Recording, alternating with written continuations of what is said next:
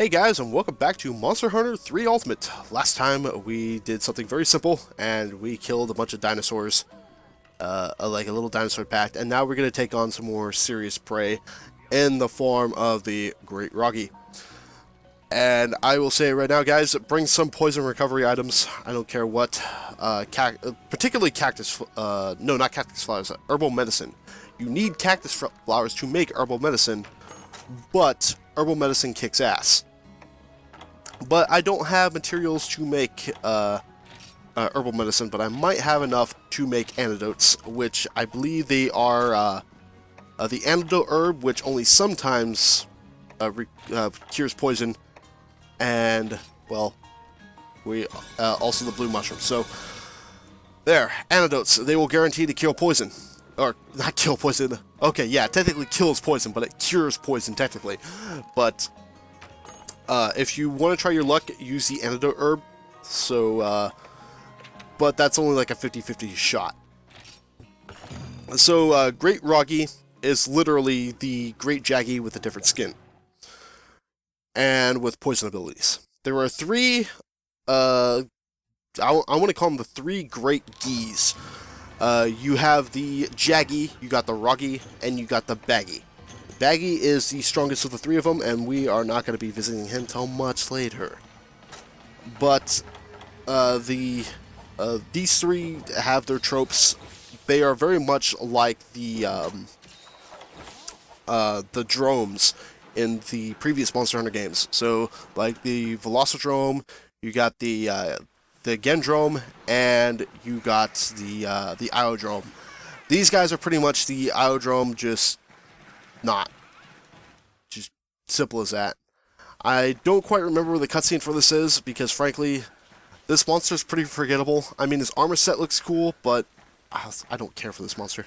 It's because he's unoriginal, and that's where my whole bitching about subspecies usually stems from, is the fact that subspecies tend to be very much unoriginal.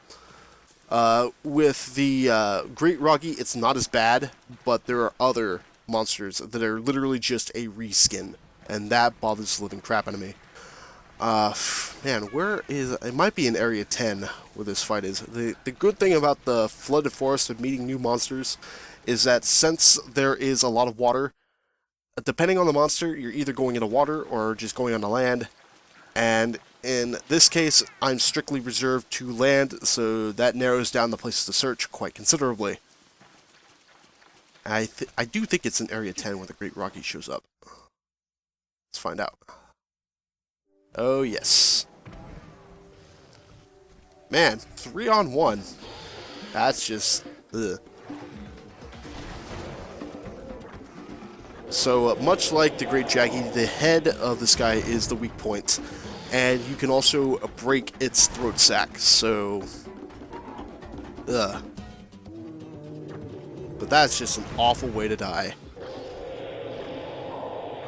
And the Rockies themselves are heavily based off of the Jagia, which, you know, the thicker, you know, more bulky versions of just the standard Jaggies.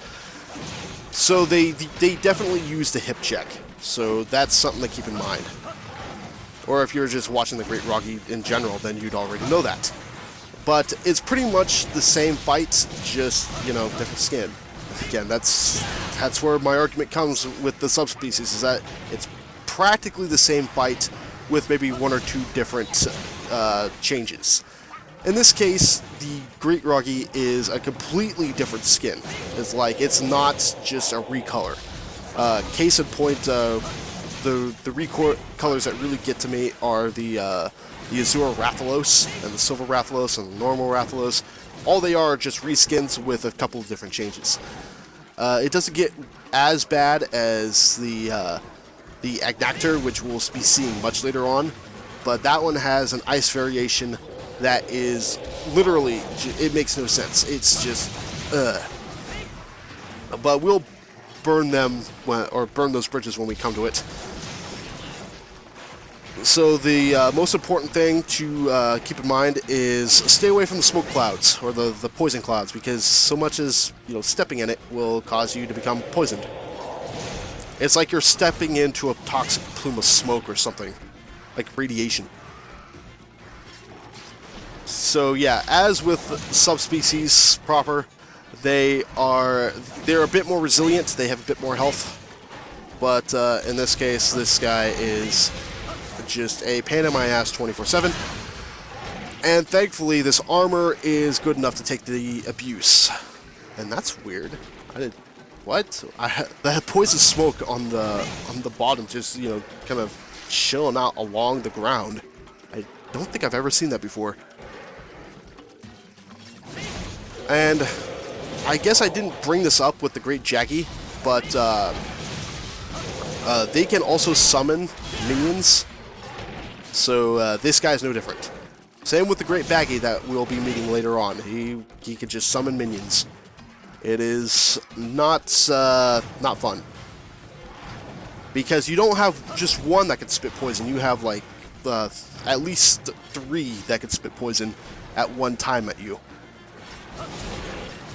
I say at least because typically when minions are summoned, there's only 2 of them that get summoned, but combined with the fact that you could be fighting in the area that already has the Rockies, god damn, that can just increase the count considerably. That was not the right potion. Oh boy, no, thank you. And I was hoping to be able to take that hit by going into a spirit combo. There are some cases where you will flinch, like right there. It does something more called I don't want to say chip damage, but for me it has something called super armor, where if you are either in the animation of an attack or if you're covering from the animation of an attack, normal knockback attacks don't knock you back, so you can take the abuse a little bit more.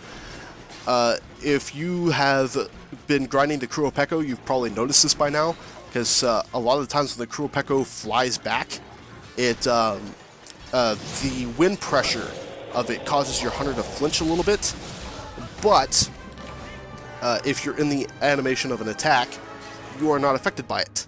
So that's one of the perks of super armor.